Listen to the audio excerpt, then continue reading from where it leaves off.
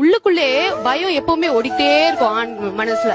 ஏன்னா என்ன பண்ண போறோம், அடுத்து என்ன ஆக போகுது, நம்ம லைஃப்ல நம்ம கூட ஒரு பொண்ணு இருக்கு, நம்மளுக்கு ஒரு குழந்தை இருக்கு, வாழ்க்கையில எப்படி வீடு கட்டுறோமா, அது பண்றோமா, பணம் பத்துமா, இப்படின்ற ஒரு பயத்திலேயே அவன் ஸ்ட்ரெஸ் ஆகுறான். அவங்க எந்த ஒரு விஷயமா இருந்தாலும் இமோஷன் ஆகக்கூடியது அவங்களுக்கு தான். மேபி அவங்க எக்ஸ்பிரஸ் பண்ணாம இருக்கலாம், but they are very emotionally vulnerable.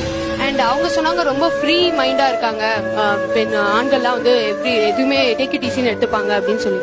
இந்த ஃப்ரீ மைண்டா இருக்கிறது அப்படின்றதே ஆண்களுக்கு இல்ல. அது வேணா வெளி தோற்றமா இருக்கலாம், பட் தேர் வெரி ஸ்ட்ரெஸ். ஆரம்ப கட்டத்துல அவன் ஜாலியா தான் இருக்கான், அவனுக்கு இந்த பயம்லாம் கிடையாது. ஒரு லைஃப்ல எல்லாருக்கும் ஒரு யூ டர்ன் இருக்கு. அந்த யூ டர்ன் டயத்துல மட்டும் அவன் அந்த பேஸ கிராஸ் பண்ணுவான். அதுக்கப்புறம் திரும்பவும் பழையது predominantly he's happy. ஹாப்பியா இருக்கான் அப்படிங்கறது ஒரு மாயை. அவன் ஹாப்பியா தன்னை காமிச்சுக்கிறான், அவன் ஹாப்பியா தன்னை ப்ரொஜெக்ட் பண்ணிக்கிறான். அத நம்ம மாஸ்க் என்ன வேணா சொல்லலாம். இப்ப எனக்கு என்னன்னா, என் மூட் அவுட் அப்படின்னா என்னால 5 hours வரை அந்த மூட் அவுட்ல நான் இருக்க முடியும்.